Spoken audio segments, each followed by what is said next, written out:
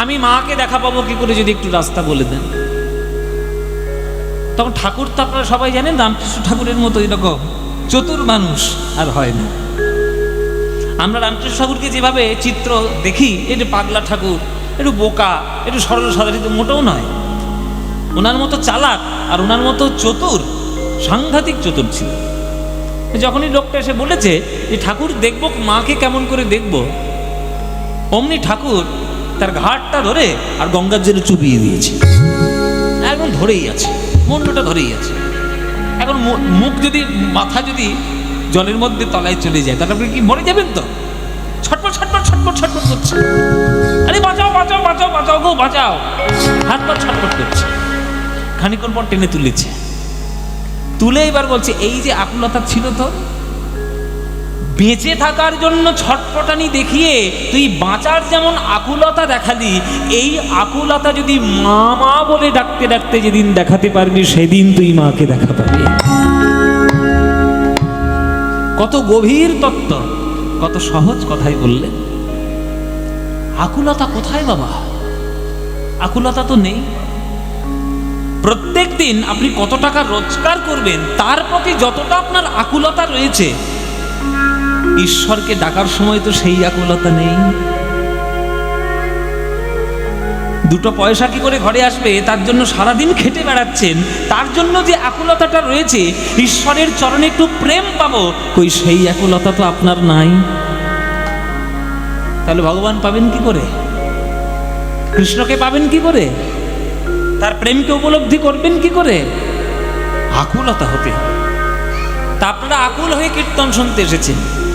এই কীর্তন শুনলে লাভ হবে কি হবে না, সেটা আপনাদের গ্রহণ করার উপর নির্ভর করছে। একটা মাস্টার মশাই 100খানা ছাত্রকে ক্লাসের মধ্যে পড়ায়, 100খানা ছাত্র কি মাস্টারের মতো হতে পারে? একটা থেকে দুটো থেকে তিনটে থেকে চারটে থেকে পাঁচটা, আর বাকি সব ভস্যে ঘি ডালার মতো। আমি এখানে দাঁড়িয়ে কীর্তন করছি, মহাজনদের কথা বলছি, আপনারা শুনছেন, আপনারা হাজার হাজার মানুষ এসছেন, কজন সেটা গ্রহণ করতে পারবেন? 5 থেকে 10 জনের বেশি কেউ গ্রহণ করতেই পারবেন না। কিছু মনে করবেন না, সত্যি কথা বললাম। অনেকে আসে অনেক উদ্দেশ্য নিয়ে। কেউ দেখতে আসে পদ্মপলাশকে দেখতে কেমন, রোগা না মোটা, কালো না ফর্সা, বেঁটে না লম্বা, টিভিতে দেখেছি সামনে দেখব। আরে আমাকে দেখে আপনি কি করবেন? আমাকে দেখে আপনি কি করবেন? আমাকে দেখে তো লাভ নেই। আমার মুখের দিকে তাকিয়ে কি হবে আপনার? আমার মুখ ভগবান আমার মুখ করে পাঠিয়েছে, আপনার মুখ আপনার মুখ করে পাঠিয়েছে। আমার মুখের দিকে তাকিয়ে কোনো লাভ নেই। যে কথাগুলো বলছি, এতক্ষণ যে কথাগুলো হলো, সেগুলো যদি জীবন দিয়ে একটু গ্রহণ করতে পারেন, তাহলেই দেখবেন যে আপনার সকল কিছু পূর্ণ হয়ে যাবে। তাহলে মহাপ্রভু বলেছেন যে, যে উপায়ে নাম লইলে প্রেমের উদয় হয়, তাহার লক্ষণ শ্লোক শুনো স্বরূপ রাম রায়। কোন উপায় অবলম্বন করলে প্রেম হবে? প্রথম হচ্ছে তৃণাদপি সুনিচেন, ঘাসের থেকে নিচু হও। আমরা এখনকার দিনে অনেক কথা বলতে শিখেছি, প্রচুর কথা বলি। দেখবেন যোগীরা ঋষিরা মুনিরা বেশি কথা বলে না, চুপচাপ থাকে, কাজের কাজটা করে চলে যায়। ওই যে বাংলা একটা গান আছে না বাবা, ভরা কলসি আওয়াজ করে না। তা যারা জ্ঞানে পরিপূর্ণ হবে, যারা যুক্তিতে, যারা জ্ঞানে ভক্তিতে পরিপূর্ণ, তার কথা বেশি না, কম। কেননা কথা হচ্ছে আসক্তির দ্বার। আসক্তির দ্বারকে বেশি প্রশ্রয় দিতে দেবেন না, তাই বেশি কথা নয়। তাই আমরা মাথা নিচু করে চলতে এখন কম শিখেছি। এখন সবাই আপনাকে শেখাচ্ছে সেলফ রেসপেক্ট নাও, আত্মসম্মান নিয়ে বাঁচো। আরে আত্মসম্মান তো বাঁচবই, কিন্তু আত্মসম্মান করতে গিয়ে যেন আত্ম অহংকার না হয়ে যায়, সেটা খেয়াল রাখতে হবে আপনাকে। আমি পারি আর আমি পারি, এটার মধ্যে অনেক বড় পার্থক্য রয়েছে। আমি পারি, আই ক্যান, আর আমি পারি, এটা অহংকার। আমি পারি, এটা আমার আত্মবিশ্বাস। আমি পারি, রাম সাহেব পারে, শ্যাম পারে, যদি পারে মধু পারে, আমিও পারি, আত্মবিশ্বাস। আর আত্ম অহংকার, আমিই পারি। যতদিন পর্যন্ত রাবণ আমি পারি এ কথাটা বলেছিল, ততদিন পর্যন্ত তার বংশ সুরক্ষিত ছিল। যেদিন থেকে রাবণ বলতে শুরু করেছে আমি হচ্ছি জগতের সর্বেক বীর পুরুষ, সেই দিন থেকে তার বংশ সর্বনাশ হতে শুরু করেছে। সুতরাং ওই ইটাকে আসতে দেবেন না জীবনে। আমি পারি, ঈশ্বর করুণা করেছে তাই আপনি পারছেন। ঈশ্বর করুণা যদি না করে আপনার ক্ষমতা নেই আপনার কিচ্ছু করা। আমরা দু চার পাতা বিজ্ঞান পড়ে আমরা নিজেদেরকে বিরাট বলে মনে করি, আমরা ঈশ্বরের থেকেও বড়। যে ভগবান এই বিশ্ব ব্রহ্মাণ্ডটা সৃষ্টি করেছেন, দু চার পাতা বিজ্ঞান পড়ে আপনি তাকে ডাকতে যাচ্ছেন, তাকে তার অস্তিত্ব বিলোপ করতে যাচ্ছেন। আপনার মতো পাগল কেউ নয়। তাই মাথা নিচু করে চলো। ত্রিনাদপি সুনিচেন, মাথা নিচু করো। তরোরিব সহিষ্ণুনা, গাছের মতো সহ্য করো। সহ্য ক্ষমতা কই? আমাদের তো সহ্য ক্ষমতা মোটেও নেই। সহ্য ক্ষমতা একদমই নেই। এটার প্রমাণ পেতে গেলে দুটো লোকাল ধরতে হবে, ক্যানিং লোকাল আর লক্ষ্মীকান্তপুর লোকাল। দুটো লোকালে উঠুন সকালবেলায়, ধৈর্য কার কতটা আছে দেখে নেবেন। আমি তো লক্ষ্মীকান্তপুরের ছেলে, ভালো করে জানি। 18 বছর আমি লোকাল ট্রেনে চড়ে আমি কীর্তন শিখতে আসা যাওয়া করেছি।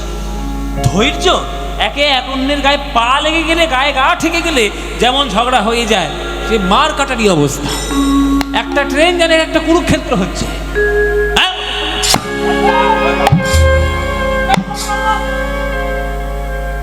তাহলে দেখুন ধৈর্য কোথায়?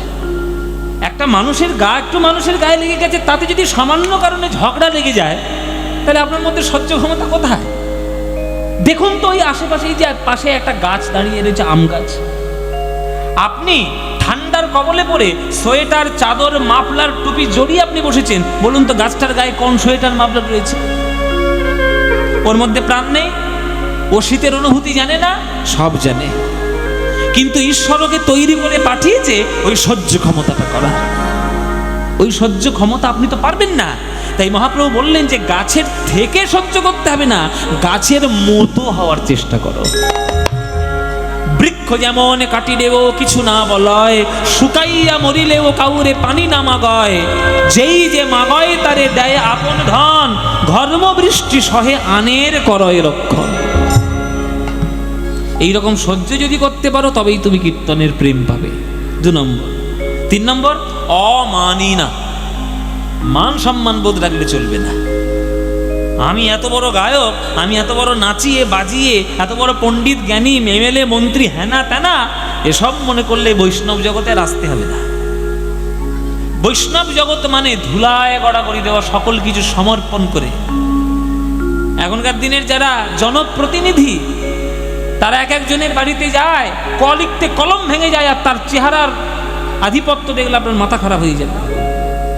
ক লিখতে কলম ভাঙে, শুধু একটা জনপ্রতিনিধি হয়েছে বলে, ভোটে জিতেছে বলে তার যা আচরণ আপনি ফলে ফলে দেখতে পাবেন। আর রূপ গোস্বামী, সনাতন গোস্বামী তখনকার দিনের গোটা বাংলার একজন প্রধানমন্ত্রীর, একজন অর্থমন্ত্রী, তারা সব কিছু ত্যাগ করে দিয়ে ধুলায় গড়াগড়ি দিয়ে হাউ হাউ করে কেঁদেছে, আর হরি বল বলে নয়ন ধারায় বুক ভাসিয়েছে। পারবে? কার সঙ্গে তর্ক করতে আসছো? তখনকার দিনের গোটা বাংলার শ্রেষ্ঠ পণ্ডিত ছিলেন রূপ গোস্বামী, শ্রেষ্ঠ পণ্ডিত ছিলেন সনাতন গোস্বামী। না আছে তাদের বিদ্যার অহংকার, না আছে তাদের পদের কোনো অহংকার, অথচ তারা ধুলায় গড়াগড়ি দিয়ে মহাপ্রভুর নাম নিয়ে সারা জীবন চলে গেল। আর তুমি 2-4 কথা পড়াশোনা করতে পারোনি, ভোটে জিতেছ বলে তুমি মানুষের মাথার উপর পা দিয়ে চলার চেষ্টা করছো। মানি না। সম্মান রাখলে চলবে না। আর 4 নম্বর নিয়ম, মানদেন। সবাইকে সম্মান করতে শেখো। একটা মুচি যদি রাস্তার পাশে বসে থাকে তাকেও সম্মান করো, কেননা সে যে জুতো সেলাইটা করে দেবে, তুমি 14 পুরুষে পারবে না ওই সেলাইটা করতে। আমরা সমাজে ডিভিশন ক্রিয়েট করেছি, মুচি, ম্যাথর, ছোট লোক, বড় লোক, জাত পাত। একটা মুচি যে জুতো সেলাই করছে তুমি পারবে? তুমি ইঞ্জিনিয়ারিং পড়াশোনা করেছো, সে পারবে? তাহলে তোমাকে তাকে সম্মান দিতে হবে, তাকে তোমাকে সম্মান দিতে হবে। এই সমদর্শিতা যদি আপনার মনের মধ্যে প্রবেশ না করে, আপনি যদি কাউকে সম্মান দিতে না শেখেন, আপনি জীবনে সম্মান রিটার্ন পাবেন না, এটা জেনে রাখবেন। তাই মান ও দেনা। মহাপ্রভুর নাম নিয়ে কীর্তন বৈষ্ণব জগতে এসে যদি কেউ এই 4টে নিয়ম সঠিকভাবে পালন করতে পারে, তার জীবনে প্রেম হবেই হবে, 100% গ্যারান্টি, 100% গ্যারান্টি। সমাজ হয়তো খানিকটা আপনাকে মানে কটু চোখে দেখবে, সমাজের তো খেয়ে দিয়ে কাজ নেই, আপনাকে নিয়ে প্রশ্ন করাই কাজ। সমাজ একটু উল্টো পাল্টা, মান সম্মান নেই, সে তোকে তাড়িয়ে দেয়, তোকে পাত্তা দেয় না, তুই তার বাড়িতে বসে আছিস, এটা সমাজ বলবে, কিন্তু প্রেম বলবে না। প্রেম বলছে একদম ঠিক করছে, একদম ঠিক কাজ। প্রেম যদি থাকে, মনের টান যদি থাকে, ভালোবাসা যদি থাকে, আপনি শত অপমান হলেও আপনি সেখানেই বসে থাকবেন, কেন এটা প্রেমের লক্ষণ।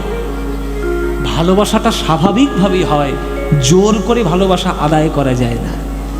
এই জোর করে আপনি ভগবানের কৃপা পাবেন না। আপনি যদি কাঙালের মতো হয়ে গিয়ে ভগবানের চরণে বসতে পারেন, তবেই আপনার কাঙালের ভগবান এসে আপনাকে প্রেম দিয়ে যাবে। তাই ধুলোর মতো নিচু হয়ে সারা জীবন চলার চেষ্টা করো। আমার মাথা নত করে দাও হে তোমার চরণ ধুলার তলে, মাথা নত করে দাও হে তোমার চরণ ধুলার তলে। গৌর হরি হরি ও। মাথা নত করে দাও হে তোমার চরণ ধুলার তলে, সকল অহংকারে আমার ডুবাও চোখের জলে, আমার মাথা নত করে দাও হে তোমার চরণ ধুলার তলে। নিজেরে করিতে গুরবদান, নিজেরে কেবলি করি অপমান, নিজেরে করিতে গৌরবদান, নিজেরে কেবলি করি অপমান, আপনারে শুধু ঘেরিয়া ঘেরিয়া ঘুরে মরি ফলে ফলে। কথাগুলো খুব বুঝবেন বাবারা।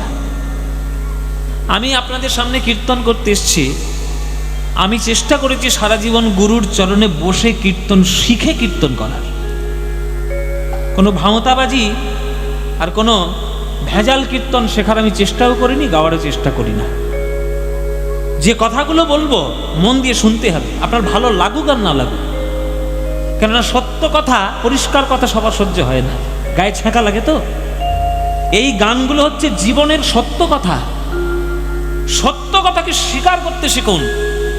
রামকৃষ্ণ ঠাকুর বলে গেছে যে কলির তপস্যা কি জানিস? সত্য কথা বলা। যে সত্যি কথা সত্যের কোলে বসে থাকতে পারবে সেই সাধনা করে যাচ্ছে। আমরা তো প্রত্যেক দিন মিথ্যে কথা বলছি ডজন ডজন। কি করে সাধনা করব? নিজেরে করিতে গৌরব দান, নিজেরে কেবলই করি অপমান। একটা ছেলে 50,000 টাকার মাইনের একটা চাকরি পেয়েছে, আর তার বাবা ইংরেজ আমলে চাকরি করতো, 5 টাকা মাইনে পেত, ক্লাস 2 পাস করেছিল। আর ছেলে MA পাস করেছে 50,000 টাকা মাইনে। তো ছেলেটা যদি বলে, যুক্তি দেখায় যে অযোগ্য ব্যক্তি আমার বাবা ক্লাস 2 পর্যন্ত পড়েছে 5 টাকা মাইনে, আর যোগ্য ব্যক্তি আমি 50,000 টাকা মাইনে আমার MA পাস করা, তাহলে আমি বাবার চরণে প্রণাম করব কোন দুঃখে? অ্যাকর্ডিং টু লজিক, রাইট, একদম ঠিকঠাক যুক্তি যে অযোগ্য ব্যক্তির চরণে যোগ্য ব্যক্তি প্রণাম করবে কেন? একদম লজিক ঠিক আছে। কিন্তু এই কথা যদি কোনো পাড়া প্রতিবেশীতে কোনো একটা ছেলে বলে দেয়, পাড়া প্রতিবেশীরা বুঝে যায় যে যাক বাবা MA পাস করার পর ছেলেটা আর কিছু হোক বা না হোক, 1 নম্বরের 1 নম্বর গাধা তৈরি হয়েছে। 1 নম্বরের গাধা। আজকে যে মানুষ হয়েছিস, MA পাস করেছিস, 50,000 টাকা মাইনে পাচ্ছিস কার জন্য? তোর বাবার জন্য। তোর বাবা 5 টাকা মাইনে পেয়েছে, 3 টাকা তোর পিছনে খরচা করেছে, 2 টাকা সংসারে দিয়েছে যাতে ছেলেটা মানুষ হয়। আর সেই ছেলে বড় হয়ে যদি বাবার চরণে যদি অকৃতজ্ঞতা জানায়, সে ছেলে মানুষ হলো? যে ছেলে বাবা মার চরণে প্রণাম করতে গেলে তার লজ্জাবোধ হয়, সে মাস্টার হবে, ডাক্তার হবে, প্রফেসর হবে, সব কিছু হবে, মানুষ হবে না। আর জগতে এখন doctor, professor, doctor, master, professor ছড়িয়ে গেছে, ইঞ্জিনিয়ার ছড়িয়ে গেছে, মানুষ নেই। মানুষ বড় কম। মানুষ হতে গেলে বাবা মার চরণে প্রণাম করো। তোমার বাবাও একটা মানুষ, তুমিও একটা মানুষ, তোমার একটা দৃষ্টি, তারও একটা দৃষ্টি, দৃষ্টিভঙ্গির পার্থক্য থাকতে পারে, কিন্তু শ্রদ্ধায় সম্মানে যেন পার্থক্য না হয়। তোমার বাবার সঙ্গে মতামত তোমার সঙ্গে মতামত না মিলতে পারে, সব সময় যে বাবা মার সঙ্গে মতামত মিলবে তার তো কোনো কারণ নেই, কিন্তু তাই বলে শ্রদ্ধার জায়গা সেটা যেন অটুট থাকে। অটুট কি করে থাকে আমি বলছি আরেকটু পরে, কেননা যে পালাটা আজকের গাইব সেই পালাটার মধ্যে যে কত শিক্ষা রয়েছে আপনারা বুঝতে পারবেন, কি করে সম্মান দিতে হয় বাবা মাকে।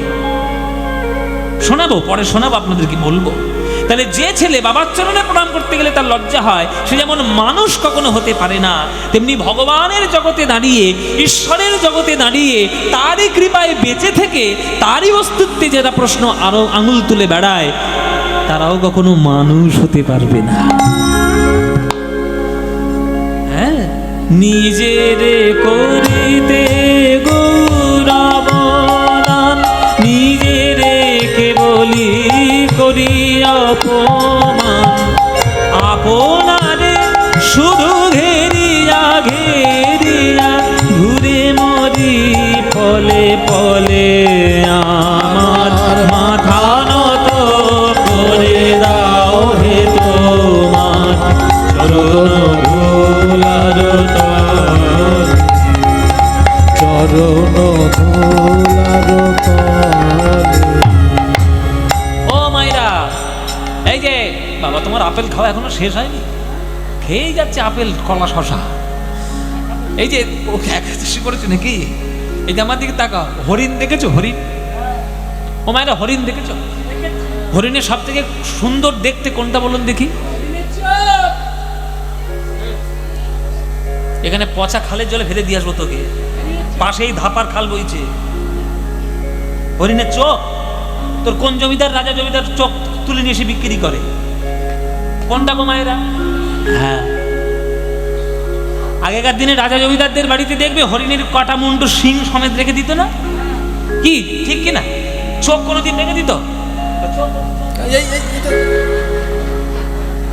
চোখ বলছে হরিণের শিং, হরিণের শিংটা যেমন সৌন্দর্য, কি সুন্দর দেখতে, সেটা যেমন তার জীবনে সৌন্দর্যের কারণ, হরিণের শিংটাই কিন্তু তার জীবনের মরণেরও কারণ। কেননা বাঘ যখন তাড়া করে তখন কোনো কিছুই আটকায় না, ওই শিংটাই লতা পাতায় জড়িয়ে যায়, আর যেই লতা পাতায় জড়িয়ে গেল বাঘটা এসে হালুম করে গলার। তাহলে যেটা সৌন্দর্যের কারণ সেটা মরণের কারণ। তাই ওই জন্য বললাম আত্মবিশ্বাস থাকা ভালো, কিন্তু আত্ম অহংকার থাকা ভালো নয়। আমারে না যেন করি প্রচার আমারও আপন কাজে, তোমার ইচ্ছা করো হে পূর্ণ আমার জীবন মাঝে, যাচি হে তোমার চরম শান্তি, পরাণে তোমার পরম কান্তি, যাচি হে তোমার চরম শান্তি, পরাণে তোমার পরম কান্তি, আমারে আড়াল করিয়া দাঁড়াও হৃদয় পদ্ম দলে। এটা ভক্ত ভগবানের কাছে প্রার্থনা করছে, প্রভু আমরা তো মানুষ, তোমার মতো ভগবান নই, ইন্দ্রিয় সংযম করা, ইন্দ্রিয়কে বশীভূত করা আমাদের কার্য নয়, পারি না, তাই মাঝে মাঝে ভুল হয়ে যায়। যদি ভুল করে ফেলি, তুমি তো পরম পিতা, তুমি তো জগৎপতি, আমার অহংকারকে যেন বাড়তে দিও না, তুমি যেন আমার সামনে এসে দাঁড়িয়ে আমার অহংকারকে বাধা দাও, যেন আমার অহংকার আমার মাথা চাড়া না দিয়ে ওঠে, আমারে আড়াল করিয়া দাঁড়াও হৃদয় পদ্ম দলে। এ গান কার লেখা গান? রবীন্দ্রনাথ ঠাকুর। এসব গান হচ্ছে জীবনের কল্যাণকারী গান। ওই জন্য সকাল থেকে উঠে এসব গান টানগুলো শুনবেন। সকাল থেকে উঠেই আপনি 100% লাভ লাভ লাভ লাভ সব শুনবেন না, বন্ধ করুন সব গান। সমাজে ক্ষতিকারক, মনের ক্ষতিকর। যেসব গান শুনলে মনের আধ্যাত্মিকতার উন্নতি হয় সেগুলো গান। ওই জন্য রবীন্দ্রনাথের গান জগৎ লয় হয়ে যাবে, কিন্তু বাঙালি জীবনে ভুলতে পারবে না রবীন্দ্রনাথ ঠাকুরের গান, অমর। কেননা এইসব গানের মধ্যে যে তত্ত্ব, ঈশ্বর পাওয়ার যে রাস্তা রাখা আছে, ওসব পাবেন না অন্য জায়গায়। তাই ঈশ্বরের কাছে প্রার্থনা করুন যে প্রভু, আমার অহংকার যেন আমার মাথা চারা না দিয়ে ওঠে, তুমি আমাকে জগৎপতি হয়ে, জগৎ পিতা হয়ে আমাকে রক্ষা করো, আমারে আড়াল করিয়া দাঁড়াও, আমারে আড়াল করিয়া দাঁড়াও, হৃদয় পদ্মলে আমার মাথা নত করে দাও হে তোমার চরণ ধুলার তলে, চরণ ধুলার তলে। হৃদয় গৌর হরি বল।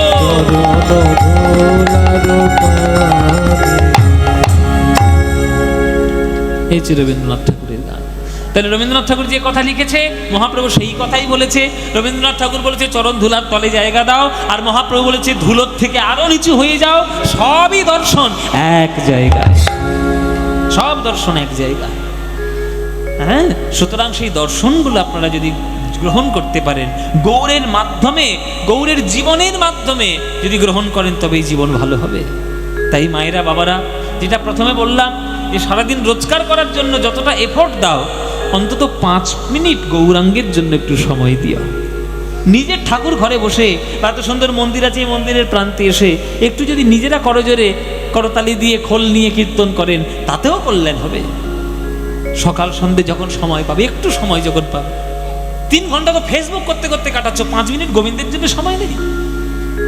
কি আশ্চর্য! সারাদিন হাতে মোবাইল, ফেসবুক দেখছে, আর 5 মিনিট গৌরাঙ্গের কাছে এসে বসে একটু গৌরাঙ্গের নাম করার সময় নেই। যদি জিজ্ঞেস করে এই পুজোটা দিয়েছিস সন্ধ্যেবেলায়, হ্যাঁ ভুলে গেছি, সময় ছিল না। ও, আর সারাদিন বসে বসে মোবাইল ঘাঁটছে, তখন সময় আছে? এইটা হচ্ছে আমাদের স্বভাব।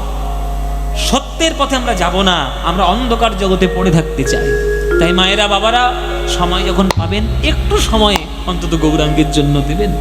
ভজ গৌরাঙ্গ কহ গৌরাঙ্গ, লহ গৌরাঙ্গের নাম রে, ভজ গৌরাঙ্গ কহ গৌরাঙ্গ, লহ গৌরাঙ্গের নাম রে। গানটা ভাল লাগে? তাহলে গাইব, নইলে বন্ধ করে দেবো। একে ঠান্ডা পড়েছে, ঘরে যাওয়ার তাল। কি গাইব? কি ভালো লাগে? ভজ গৌরাঙ্গ কহ গৌরাঙ্গ, লহ গৌরাঙ্গের নাম রে, বাঙালির মনের গান, প্রাণের গান। ভালো লাগবে না মানে? লাগতে বাধ্য। কেননা নিমাই আমার ঘরের ছেলে, বিশ্বভূপের ছায়া। ওই যে বলেছে না, ঘরের ছেলের চক্ষে দেখেছি বিশ্বভূপের ছায়া, বাঙালির হিয়া অমিয় মথিয়া নিমাই ধরেছে কায়া। এই ছেলে আর আসবে? আসবে না। তাই সেই ছেলের নাম নিতে হবে। মানে ভালো লাগে তো? তাহলে ভজ গৌরাঙ্গ কহ গৌরাঙ্গ, লহ গৌরাঙ্গের নাম রে, মনের গান, প্রাণের গান, ব্যাকুলতার গান। এ গান তোমাদের যাদের যাদের ভালো লাগে না, উলুধ্বনি দাও জোরে জোরে।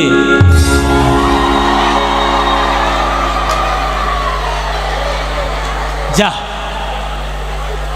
এ শশা, কলা, আপেল সব নষ্ট হয়ে গেল। এই ঘর চল, এই বাড়ি যাচ্ছি, কর্তা মশাই, এই বাড়ি যা।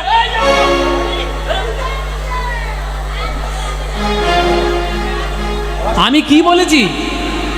আমি বলেছি যারা যারা ভালোবাসো না তারা উলুধ্বনি দিচ্ছে।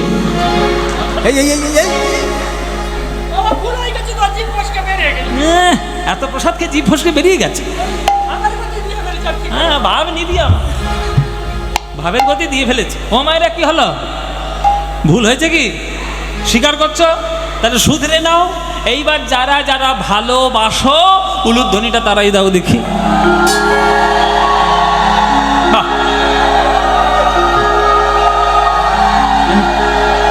না না, ভালোবাসে, ভালোবাসে, ভালোবাসে। ভুল করে দিয়ে ফেলেছে, তা কি করবে? হ্যাঁ, ভালোবাসো, তাহলে ভালো যখন বাসো, করতালি দিয়ে গানটা গাইতে পারবে? বাস এমন জোরে জোরে গান গাইবে একবার কলকাতা যেন আওয়াজ চলে যায়। চলো সবাই মিলে করতালি দিয়ে গাই। ভজ গৌরাঙ্গ কহ গৌরাঙ্গ লহ গৌরাঙ্গের নাম রে। বলো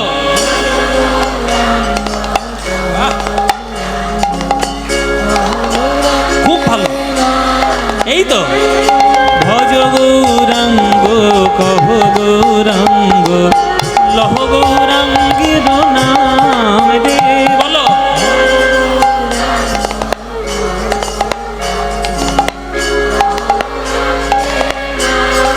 হ্যাঁ, যে জনা গৌরাঙ্গ ভজে সে হয় আমার প্রাণ রে। বাহ বাহ বাহ, খুব সুন্দর। দিন গেলে হা গৌরাঙ্গ যে বলে একবার রে, দিন গেলে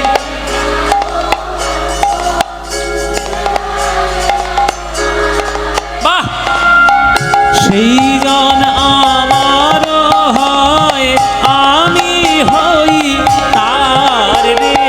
বলো সে জন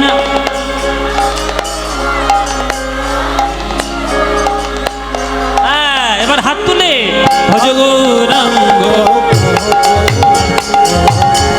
গৌরাঙ্গের নাম রে, ভজ গৌরাঙ্গ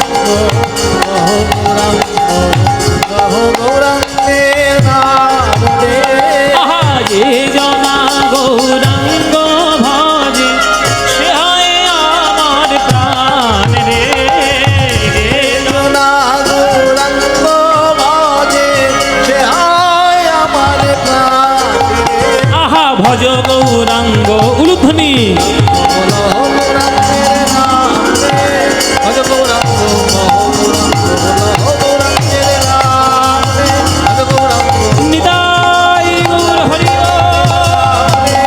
ভজ গৌরাঙ্গ গৌরাঙ্গের নাম রে। বলো আনন্দ হয়েছে কিনা? হয়নি? এই আনন্দ আর পাবে? এই আনন্দ পেতে গেলে প্রত্যেক বছর এই ভক্তের বাড়িতে কীর্তন শুনতে আসতে হবে। আসবেন তো? সবাই আসবেন? ব্যাস, আপনারা এলেই আনন্দ হবে। হ্যাঁ বাবা, আমা ফের বায়না করবে। আমি তো এই বাড়িতে 4 বছরেই এলাম। আমি তো এর আগে এসছি, তো আমি এর আগে অনেকবার এসছি। তখন এই মন্দিরটা হয়নি এত সুন্দর করে। আমি যখন এসেছিলাম তখন মাটির বেদিতে করে কীর্তন হয়েছিল। এত সুন্দর প্রাচীর টাচীর দিয়ে কি সুন্দর তৈরি করেছে। যা হয়েছে ঈশ্বরের কৃপায়, আপনাদের আশীর্বাদে। জেনে রাখবেন, তার করুণা ছাড়া যেমন একটা ঘাস পর্যন্ত নড়তে পারে না, আপনাদের আশীর্বাদ এবং আপনাদের কৃপায় এগুলো সম্ভব হয়েছে। সকল কিছু ঈশ্বরের কৃপা। তা আপনারা এইভাবে কীর্তন যদি নিজেরা ঘরের মধ্যে নিজেদের পরিবার নিয়ে যদি করেন, দেখবেন আপনার পরিবার শান্তি সুখে থাকবে, কোনো চিন্তা নেই। চলুন এবার আমরা লীলার মধ্যে যাই, পালার মধ্যে যাই। আমাদের গৃহকর্তা ও ইউটিউব কিনা সব দেখেছে, দেখে ওনার একটা মনে ইচ্ছা হয়েছে যে আমার বাড়িতে আপনি এতদিন গান করেছেন, আপনার ওই লীলাটা আজকের আমরা শুনবো। ইউটিউবে শুনেছি, আজকে আমার মুখ থেকে আমরা সরাসরি সামনাসামনি শুনবো। তো গৃহকর্তার আমন্ত্রণে আমাদের এখানে আসা। তো গৃহকর্তা যদি ইচ্ছে হয়, আমাদের তো গাইতে হবে। তো গৃহকর্তার ইচ্ছে আজকের আমরা আস্বাদন করব। তাদের খুব ইচ্ছে কৃষ্ণ এবং সুদামার লীলা কথা। কৃষ্ণ সুদামার কথা আজকে আমরা আস্বাদন করব। যে কৃষ্ণ ভক্ত কেমন ভাবে হতে পারেন সুদামা, আবার বন্ধু কেমন হতে পারেন সুদামা, সেই লীলার কথা প্রসঙ্গ আস্বাদন করব। তাদের ইচ্ছে, তাদের গৃহাঙ্গনে এই কীর্তনটি হবে। চলো শুরু করা যাক কৃষ্ণ সুদামা লীলার কথা। সত্যযুগ থেকে শুরু করব, কলিযুগে এসে শেষ করব। 4টে যুগ ধরে কৃষ্ণ সুদামার লীলার কথা আমরা আস্বাদন করব। প্রথমে আমরা সত্যযুগে যাই। অমায়রা লীলা কিন্তু শুরু হয়ে গেছে, মনে করবে। প্রথমে আমরা সত্যযুগের কথা যাই। গোলক বৈকুণ্ঠ ধামে ভগবান শ্রীবিষ্ণু নিজেকে 4 ভাগে বিভক্ত করেন। দেখবেন শ্রীমদ্ ভাগবতের পাতায় উল্টালে আপনারা পাবেন নামগুলো। 4 ভাগে নিজেকে বিভক্ত করেন বিষ্ণু। কি কি কি ভাগ শুনে রাখুন। বাসুদেব, শঙ্কর্ষণ, প্রদ্যুম্ন, অনিরুদ্ধ। কটা বললাম? 4টে। কি কি বললাম? বাসুদেব, শঙ্কর্ষণ, প্রদ্যুম্ন, অনিরুদ্ধ, 4টে নাম। এরা কিন্তু প্রত্যেককেই বিষ্ণুর অবতার বা বিষ্ণুরই অংশ। এদের প্রত্যেকের কিন্তু 4টে হাত, শঙ্খ, চক্র, গদা, পদ্ম, 4টে হাতই রয়েছে। এরা বিভিন্ন রূপ ধারণ করে যার যেমন কল্পে, যার যেমন দায়িত্ব ক্যাটাগরি দেওয়া হয়, সেই তত্ত্ব এসে তারা লীলা তৈরি করে যান বা অবতার হয়ে যান। যেমন মৎস্য অবতার, কুর্ম অবতার, বামন অবতার, বরাহ অবতার, নরসিংহ অবতার, এগুলো কিন্তু এক একটাই সব ভাগ। এই 4টে বিষ্ণুর এক একটা ভাগ এসে লীলা করে যান। এদের প্রত্যেকের হাতে শঙ্খচক্র, গদা, পদ্ম। এরা প্রত্যেককেই নিজেদের মধ্যে খেলা করেন ভক্তের সঙ্গে। সত্যযুগে 4 ভাগ গেল। ত্রেতা যুগ যেই পড়ল, 4 ভাগ 4 ভাই হয়ে জন্মগ্রহণ করলো দশরথের ঘরে। এখন 4টে ভাগ 4টে ভাই, তাহলে 4 ভাগ 4 ভাই হলো। কোন ভাগ কি ভাই হলো, কি নাম হলো জেনে নিন। বাসুদেব হলো রাম, শঙ্কর্ষণ হলো লক্ষ্মণ, প্রদ্যুম্ন হলো ভরত, আর অনিরুদ্ধ হলো শত্রুঘ্ন। মায়েরা মনে থাকবে? এসব তত্ত্বগুলো শোনা প্রয়োজন। বাসুদেব হলেন রাম, শঙ্কর্ষণ হলেন লক্ষ্মণ, প্রদ্যুম্ন হলেন ভরত, আর অনিরুদ্ধ হলেন শত্রুঘ্ন। হ্যাঁ, এইখান থেকে দাপর যুগের যে লীলাটা আমরা গাইব, যেটা ঘটনা কৃষ্ণ সুদামা, এই ঘটনার সূত্রপাত কিন্তু রামায়ণ থেকে। একটা সময় ছিল ঘরে ঘরে রামায়ণ পাঠ হতো। এখন একটা সময় এসছে সন্ধ্যাবেলা করে সিরিয়াল দেখে, সময় নষ্ট করে খাল কেটে কুমির ঘরে নিয়ে আসে। আর একটা সময় ছিল বাংলার মেয়েরা রামায়ণ পাঠ করত, সেটা ভুলে গেছো মায়েরা। ওই জন্যই তো সংসারের এই দশা। এবার কৃষ্ণ সুদামার লীলার সূত্রপাত, দাপর যুগের সূত্রপাতটা ত্রেতা যুগ থেকে। সেই ঘটনা এবার আপনাদেরকে বলবো, তবে আপনারা বুঝতে পারবেন। চলুন একটু রামায়ণের গভীর তত্ত্ব আমরা সাধন করি। সবাই একটু শ্রদ্ধা নিয়ে, একটু মন দিয়ে করজোরে শুনবেন, তবেই রামায়ণের তত্ত্ব এবং ভাব ভক্তিগুলো পাবেন। দশরথের কোনো পুত্র হচ্ছিল না বলে তিনি একটা যজ্ঞ করেছিলেন, যার নাম পুত্র কামেষ্ঠি যজ্ঞ। ঋষ্যশৃঙ্গ মুনির পরিচালনায় সেই যজ্ঞ প্রতিপন্ন হয়। সেই যজ্ঞ থেকে যজ্ঞের অগ্নি দেবতা অভ্যুত্থান হন, যজ্ঞের চরু নিয়ে দশরথের হাতে তুলে দেন। দশরথের প্রধান 3টে রানী, কিন্তু দশরথের বিয়ে কিন্তু 700। জেনে রাখবেন, দশরথের স্ত্রীর সংখ্যা কিন্তু 700, কিন্তু প্রধান 3টে রানী। 3টে রানী কে কে? কৌশল্যা, কৈকেয়ী, সুমিত্রা। যেহেতু কৌশল্যা বড়, ওই জন্য কৌশল্যার হাতে বাটিটা দিল দশরথ। কৌশল্যা 1 ভাগ গ্রহণ করলো, সেইটা নিয়ে এবার দিল কৈকেয়ীর হাতে। কৈকেয়ী মেজো রানী, তাই কৈকেয়ী 1 ভাগ গ্রহণ করলো। আর সুমিত্রা যেহেতু দুজনের ছোট, আদর করে স্নেহ করে 2 বড় দিদি দুজনে 2টো ভাগ মুখে দিল সুমিত্রার। ওই জন্যে সুমিত্রার গর্ভে যমজ ছেলে হলো, যমজ সন্তান। কৌশল্যার 1টি সন্তান, কৈকেয়ীর 1টি সন্তান, সুমিত্রার 2টো সন্তান। কেন?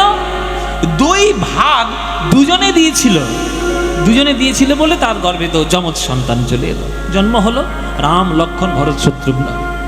বড় হলো, বশিষ্ঠদেবের কাছে পড়াশোনা করলেন, বিশ্বামিত্রের সঙ্গে চুক্তি করে নানান জায়গায় ঘুরলেন, অহল্যা উদ্ধার করলেন, সীতামাকে বিবাহ করলেন, সমস্ত সুখের কার্য করে ফিরে এলেন ঘরে। আয়নার সামনে একদিন দশরথ দাঁড়িয়ে দেখছে তার সব চুল পেকে গেছে, শরীরের ত্বক শুষ্ক হয়ে গেছে, মৃত্যুর দিকে অগ্রসর হচ্ছে।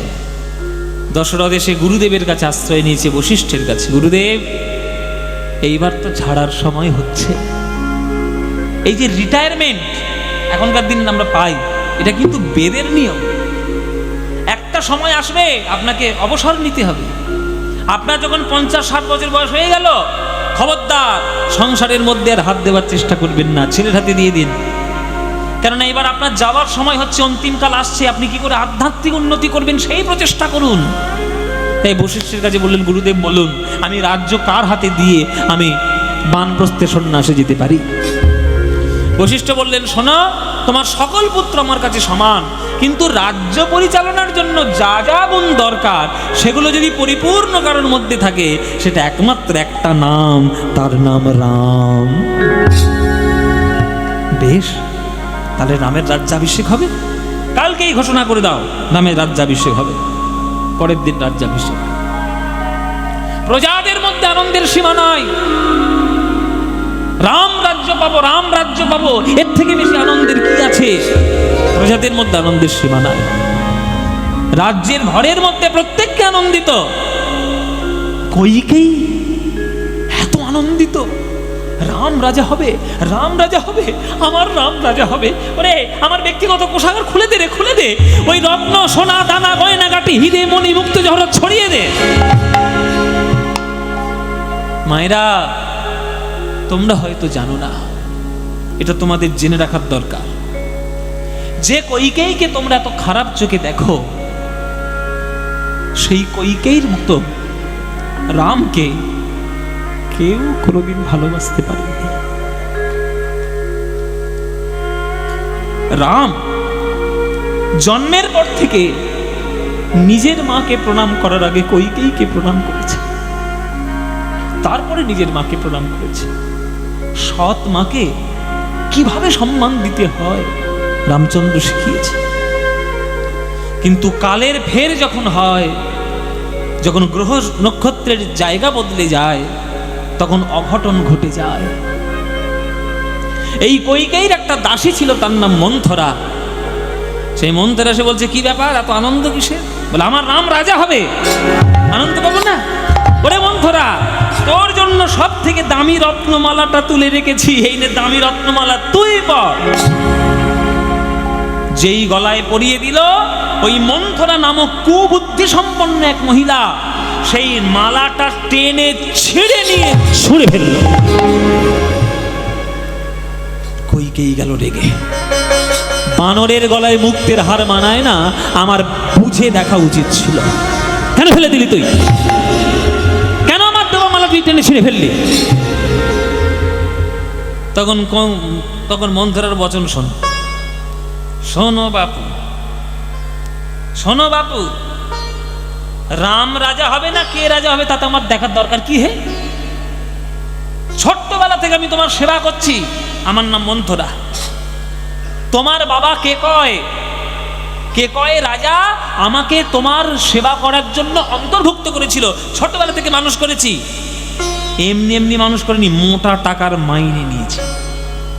গুনে গুনে ফেলো করি মাখো তেল, আমি কি তোমার পর? তোমার বাপ আমার এতদিন টাকা দিত, তোমার পায়ে তেল মেরেছে। তোমার স্বামী এতদিন আমায় টাকা দেয়, দশরথ, আমি তোমার পায়ে তেল দিই। দাসী বৃত্তি করা কাজ আমার, আমার নাম মন্থরা। কিন্তু কইকেই, তুমি দাসী নও। আজ রাম রাজা নেই, তাই কৌশল্যা কিচ্ছু বলছে না। যেই রাম রাজা হয়ে যাবে, অমনি কৌশল্যা বলবে, কিরে আমার ছেলে তো রাজ্য পেয়ে গেল, তুই কি করবি? কইকেই, ভাল লাগবে? সতীনের পায়ে তেল মাখাতে ভাল লাগবে?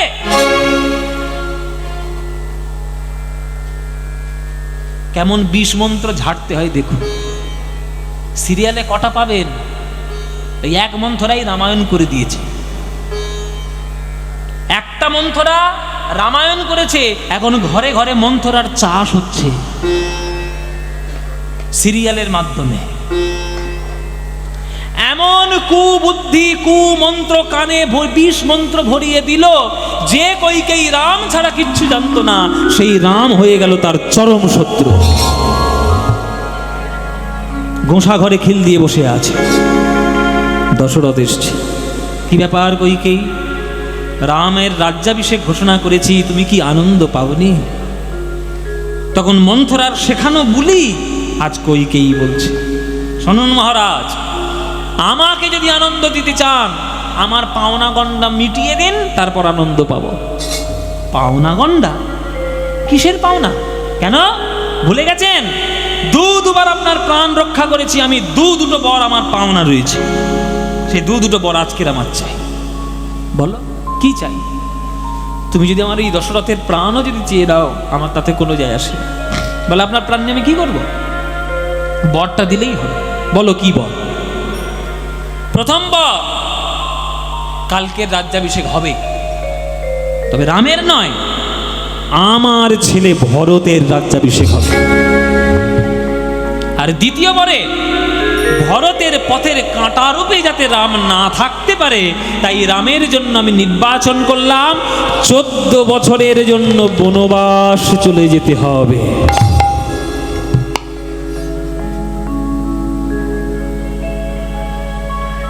দশরথ হতভম্ব। মায়েরা চুপ করে গেলেন, কিছু বলতে পারছেন না। খানিকক্ষণ পর কইকেই বলছে, কি হলো, কথা বলছেন না কেন? দশরথ বলছেন, আমি কিছু বলতে পারছি না, ভাবছি। কইকেই, তোমার মনের মধ্যে যে এতদিন ধরে এই ষড়যন্ত্র চলছিল, এটা তো আমি ঘুণাক্ষরেও টের পাইনি। আমার রাম তার মাকে যত না সম্মান দিয়েছে, তার থেকে বেশি সম্মান তোমাকে দিয়েছে। নিজের মাকে প্রণাম না করে প্রথম প্রণাম তোমায় করে। আর তোমার মনের মধ্যে এই বিষ সমুদ্র ছিল, আমি ঘুণাক্ষরে টের পাইনি। তুমি কি বলছো কি কইকেই? ভেবে চিনতে বললে না বলার দরকার বলে দিলে? তুমি ভেবে চিনতে বলো। আমি রামকে রাজা ঘোষণা করে কোনো ভুল কাজ আমি করিনি। কেন করিনি? আমি প্রমাণ এক্ষুনি দেখিয়ে দিচ্ছি। দেখো প্রমাণ, প্রমাণ দেখো। রাম রাম বাবা, বলুন বাবা কি হয়েছে বলুন। রাম, তুমি আমার ছেলে, আমি তোমার বাবা। তুমি এখন সাবালক, বিবাহ করে স্ত্রীকে নিয়ে ঘরে এসেছ অগ্নি সাক্ষী করে। আমি যদি বাবা হয়ে তোমাকে কয়েকটা আজ্ঞা দিই, আমার আজ্ঞা পালন করতে পারবে বাবা তুমি? রামচন্দ্র বলছেন, কি বলছেন আপনি বাবা? আপনি যা বলবেন তাই হবে, বলুন বলুন। রাম, আমার প্রথম আজ্ঞা,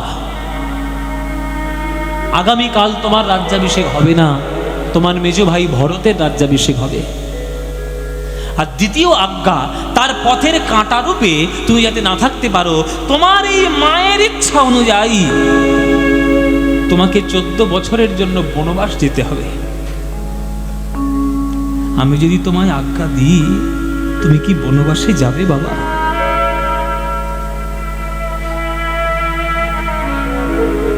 রামচন্দ্র বলছেন, আপনি কি বলছেন বাবা? আমার জন্ম হয়েছে কার জন্য? আপনার জন্য। আপনার মনে চিন্তা এসেছিল আমার একটা সুপুত্র জন্ম নেই, তাই আমার জন্ম। আপনি যেটি বলবেন সেটিই হবে। আমার তো চতুর্দিক থেকে মঙ্গল হয়ে গেল বাবা। ভাইকে রাজ্য প্রদান, মায়ের ইচ্ছা পূরণ, পিতার আজ্ঞা পালন, আর বনবাসে গিয়ে ঋষি মুনিদের চরণ সেবা করার সৌভাগ্য। আমার তো মঙ্গল হয়ে গেল। চিন্তা করো না বাবা, দুঃখ করো না, আমি যাব, সকালেই চলে যাব, ভোর হতে না হতে। সীতা কোথায় শুনতে পেয়েছে স্বামী যাবে বনে, স্বামীর চরণ দুটি জড়িয়ে ধরেছে স্বামী। আমার বাবা মা তো আপনার হাত ধরেই পাঠিয়েছে আমাকে। আপনি থাকবেন বন জঙ্গলের দুঃখে, আর আমি থাকবো রাজপালনকে শুয়ে। এই স্ত্রী শিক্ষা আমার বাবা মা আমাকে দিয়ে পাঠায়নি। আমিও যাব আপনার সঙ্গে বনে। লক্ষণ কোথায় ছিল, ছুটে এসছে। লক্ষণ ভাই ভাই এসে বলছে, দাদা ছোট্টবেলা থেকে আমার মার মুখে শুনেছি, রাম যদি দেহ হয় লক্ষণ তার ছায়া। দেহ থেকে কি ছায়া আলাদা করা যায়? তেমনি রাম থেকে লক্ষণকে কখনো আলাদা করা যায় না। তুমি যদি চলে যাও এই শ্মশান ভূমিতে থেকে আমি কি করব? আমি তার সঙ্গে যাব দাদা। আজ রাম লক্ষণ সীতা ভোর না হতে হতেই তারা চলে যাচ্ছে বনবাস। ছাদের উপর থেকে দেখছে দশরথ, আর মনে পড়ছে আমার এবার যাওয়ার সময় হয়েছে। সেই অন্ধমুনির অভিশাপ এইবার আমার জীবনে কাজ করবে। ওরে রাম রে, আমার রাম রে, মৃত্যুবরণ করলেন দশরথ।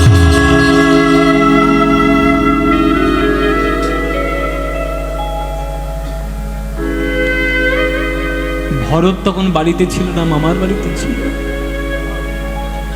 পরের দিন ছুটে এসেছে।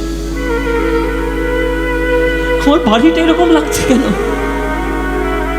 শ্মশান ভূমির মতো লাগছে কেন আমার বাড়ি? আমার বাড়ির সেই সুখ স্বাচ্ছন্দ্য কই? আমার বাড়িটাকে শ্মশান কে করেছে? রাজ্য শুদ্ধ লোক আঙুল তুলে বলছে, নাটক করবে না ভরত, নিজের মাকে গিয়ে জিজ্ঞেস করো। মা তুমি?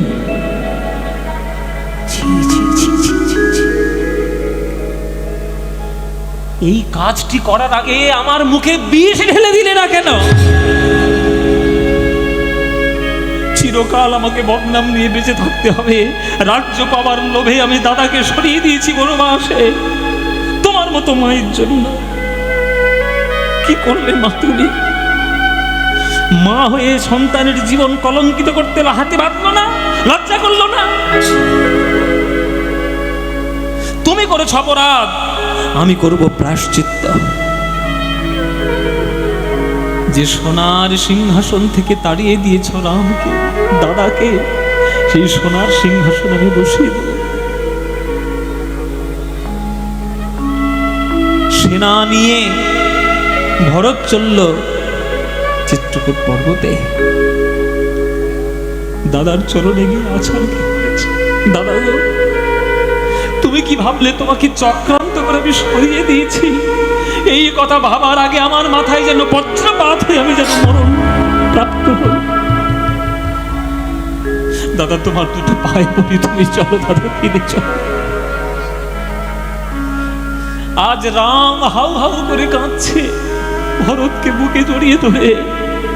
ভরত রে, এত বড় রাজ্য পাওয়ার পরেও যে আমার চরণে সে রাজ্য সমর্পণ করতে আসে, সেই রকম একটা ভাই আমার জীবনে আছে। এর থেকে বড় সম্পত্তি আমি আর কি পাবো? কিন্তু তুই চাইলেও যে আমি যেতে পারবো না রে। আমার বাবা যেটা বলেছে সেটাকে পালন করতে হবে। বাবা তো নেই, তাই 14 বছর বনবাস করে তারপরে আমি আসবো। তুমি আসবে না দাদা? যদি তুমি না আসো, তোমার ওই শ্রীচরণের পাদুকা আমার মাথায় তুলে দাও। তোমার সিংহাসনে বসার মতো যোগ্যতা আমার নেই। আমি মাটিতেই শুয়ে থাকবো, সিংহাসনে তোমার পাদুকা দুটি রেখে দেব। আমি রাজ্য করব, কিন্তু কথা দিয়ে গেলাম দাদা, 14 বছরের একটা দিন যদি আসতে ঘরে দেরি হয়েছে, এসে তুমি ভরতের মরা মুখ দেখবে।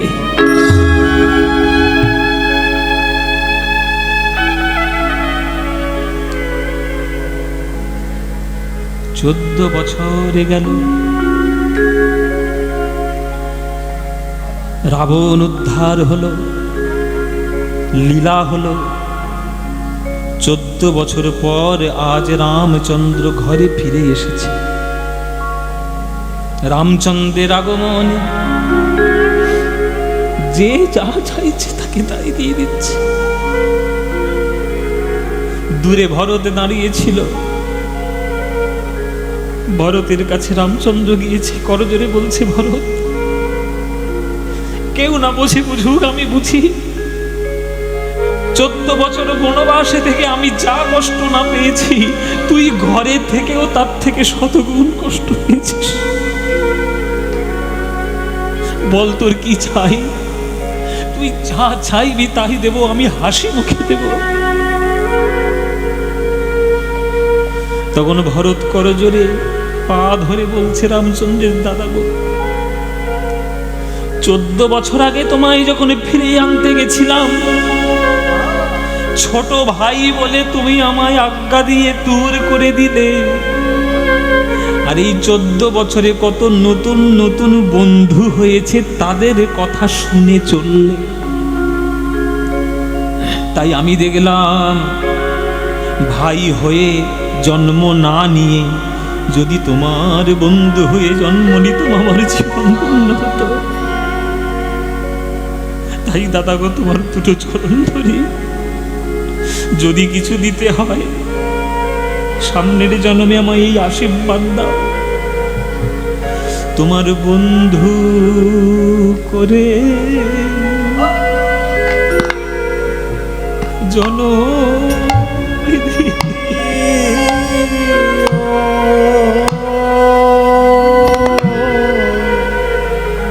তোমার বন্ধু করে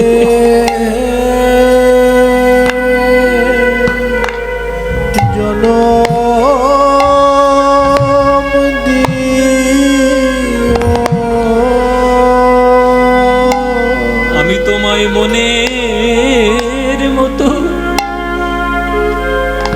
মনের মতো সেবা করব, আমায় বন্ধু করে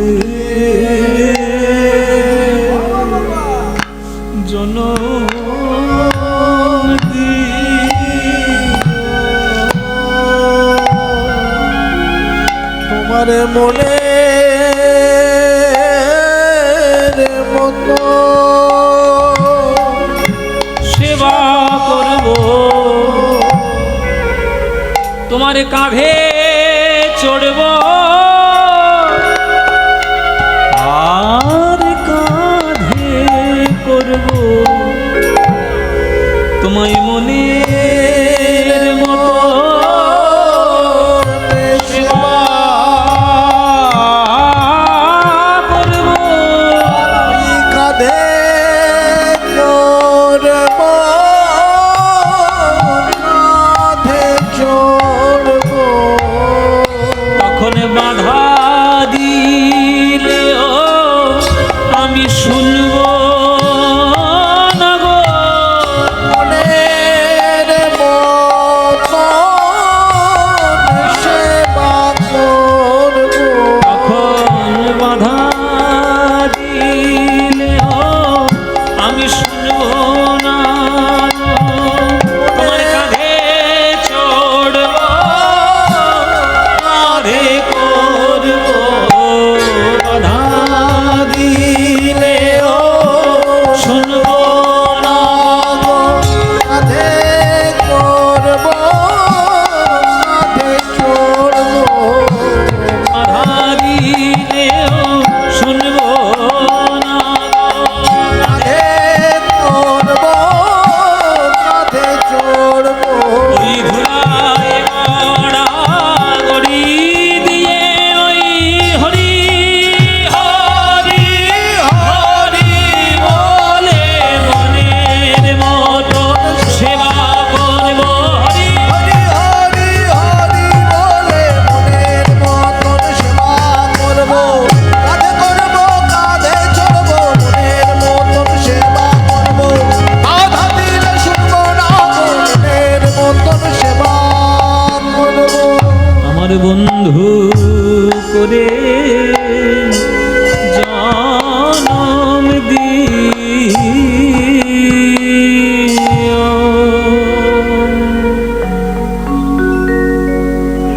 রামচন্দ্র বলছে, তথাস্তু। আমার বন্ধু হয়ে জন্ম নিলে তোর যদি আনন্দ হয় তাই হ। আমি হব কৃষ্ণচন্দ্র, তুই হবি আমার প্রিয় বন্ধু সুদামা। কৃষ্ণ সুদামা মিলে আমরা দুই ভাই বন্ধুত্বের ইতিহাসে এমন বন্ধুত্ব করে যাব যে স্বর্ণাক্ষরে আমাদের দুজনের নাম লেখা থাকবে ইতিহাসের পাতায়। হৃদয় গৌর প্রেমানন্দে হরি বল।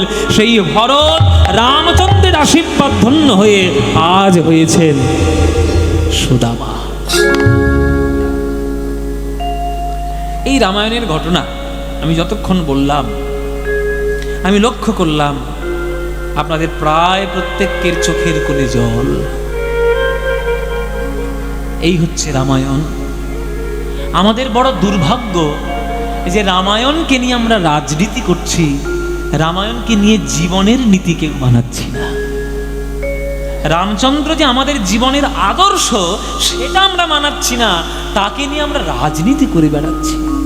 এর থেকে দুর্ভাগ্য আর ভারতবর্ষের কিচ্ছু হয় না। মায়েরা, বাবারা, আজকে আপনারা যারা কীর্তন শুনতে এসেছেন, রাম আপনার জীবনের আদর্শ হোক, যেন আপনার কুচরিত্রকে ঢাকার যেন কোনো রাস্তা যেন না হয়। রামচন্দ্র আপনার জীবনকে সুগঠিত করার আদর্শ হোক। সেই রামচন্দ্রের আশীর্বাদে আজ ভরত হয়েছেন সুদামা। এইবার আমরা দাপর যুগে গিয়ে সেই লীলাটি আস্বাদন করব। চলুন, রামায়ণের ঘটনা যখন হলো, তার রামচন্দ্রের একটা গান গাইতে গাইতেই আমরা বৃন্দাবনে প্রবেশ করব দাপর যুগের লীলায়। রামচন্দ্রের একটা ভজন গাইব কি গাইব না? চলুন, রামচন্দ্রের ভজন, সংস্কৃত ভজন। কার লেখা? তুলসীদাসের লেখা। তুলসীদাস, স্বামী তুলসীদাস শিব ঠাকুরের আজ্ঞায় রামায়ণ রচনা করতে বসেছিলেন। একদিন তুলসীদাস স্বপ্নের মধ্যে দেখলেন ভগবান শিব ঠাকুর এসেছে। শিব ঠাকুর এসে বলছে, কিরে তুলসী, মনে শান্তি পাচ্ছিস না? বলে, প্রভু, কিভাবে আমি আমার জীবনে শান্তি পাবো? তোমাকে কিভাবে তুষ্ট করব? শিব ঠাকুর বললেন, কেন? আমি যাকে ভালোবাসি তুইও তাকে ভালোবাস, তাহলে আমিও সন্তুষ্ট হব। তুমি কাকে ভালোবাসো প্রভু? বলে, আমি তো পঞ্চবদনে একটাই নাম করি, রাম রাম রাম রাম রাম। শ্রীরামচন্দ্রের তুই মহিমা রচনা কর। তখন তুলসীদাস রচনা করলেন শ্রীরামচরিত মানস। সেই রামচরিত মানস প্রণেতা তুলসীদাসের লেখা এই ভজনটি গাইতে গাইতে আমরা বৃন্দাবনে যাব। সবাই করজোরে বসবেন, মায়েরা মন দিয়ে গানটি শুনবেন। শ্রীরামচন্দ্রের ভজন। শ্রীরামচন্দ্র কৃপালু ভজ মন হরণ ভব ভয় দারুণম। শ্রীরামচন্দ্র কৃপালু ভজ হরণ ভব ভয় দারুণম। শ্রীরামচন্দ্র কৃপালু হরণ ভব ভয় দারুণম। रामचंद्र कृपालु भज मन हरण भव भय दारुणम। नवकंजलोचन कंज मुख कर कंज पद कंजारुणम। श्री रामचंद्र कृपालु भज मन हरण भव भय दारुणम। श्री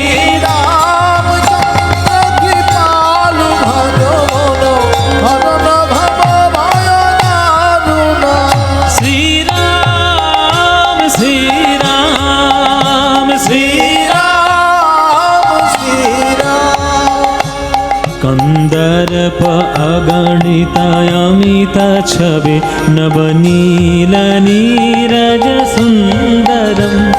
पटपीतमानहु तडित रुचि शुचि नौमि जनक सुतावरम। श्री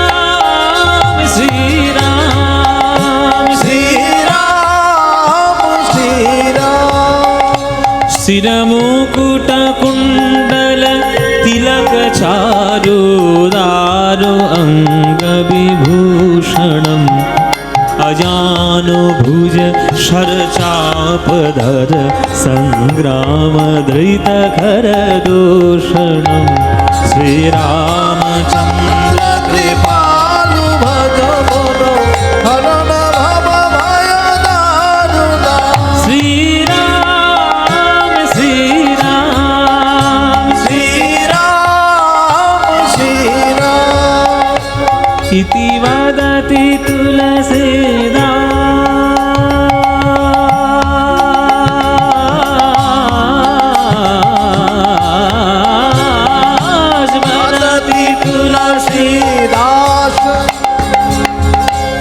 लेखाकार तुलसीदास।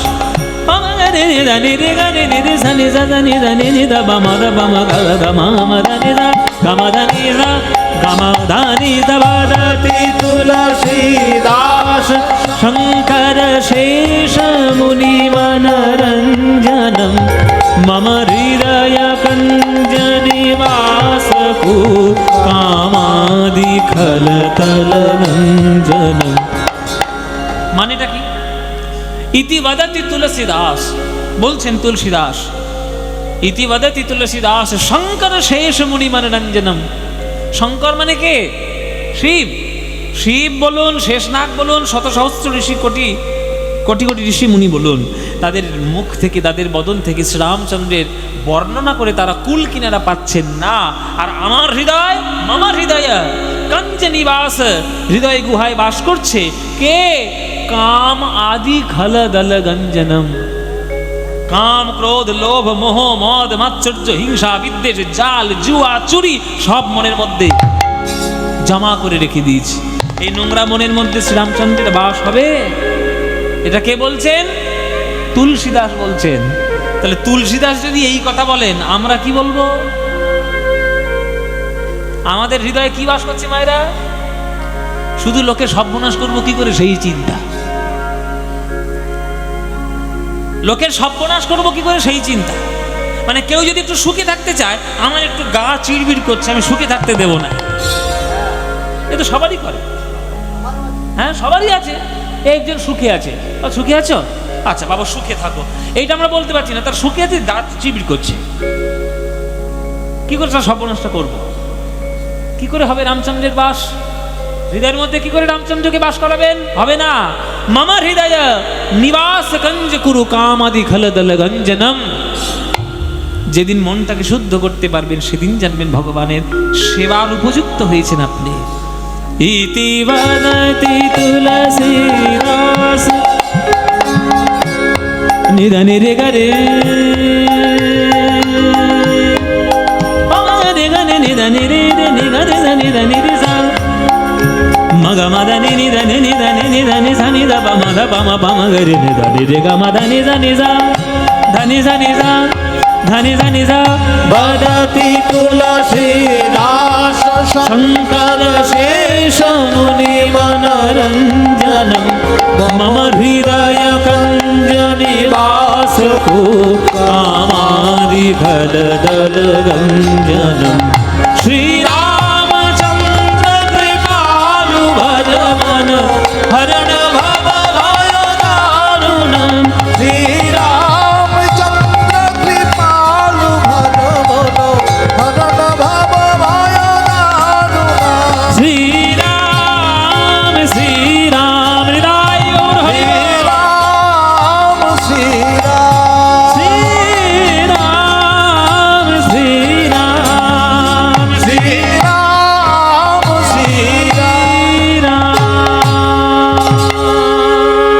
সবাই জয়ধ্বনি দিন, বলুন মর্যাদা পুরুষোত্তম ভগবান শ্রী রামচন্দ্র কি, जानकीनाथ श्यावर श्री रामचंद्र की, दशरथ नंदन रघुकुल भूषण भगवान श्री रामचंद्र की।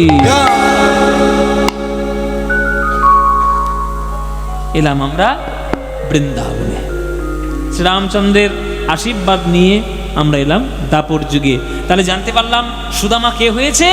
ভরত। যার গর্ভে জন্ম নিয়েছিল, হ্যাঁ, সেই পিতা মাতার নাম হচ্ছে বাবার নাম হচ্ছে মটুক, মায়ের নাম হচ্ছে রচনা দেবী। রচনা দেবীর গর্ভে জন্ম নিয়েছেন, মটুকের ঘরে জন্ম নিয়েছেন। আজ সুদামা কৃষ্ণের সঙ্গে খেলা করতে যাবে সকালবেলায়। মা সুন্দর করে একটা রত্নমালা পরিয়ে দিয়েছে। এই সুদামা, তুই যেমন আমার পেটের ছেলে, কানাই আমার বুকের ছেলে। পেটের ছেলে বুকের ছেলে মানে বাবা, সুদামার মা বলছে তুই আমার পেটের ছেলে, তুই আমার গর্বের ছেলে, আর কানাই হলো আমার হৃদয়ের সন্তান, আমার হৃদয়ের টুকরো।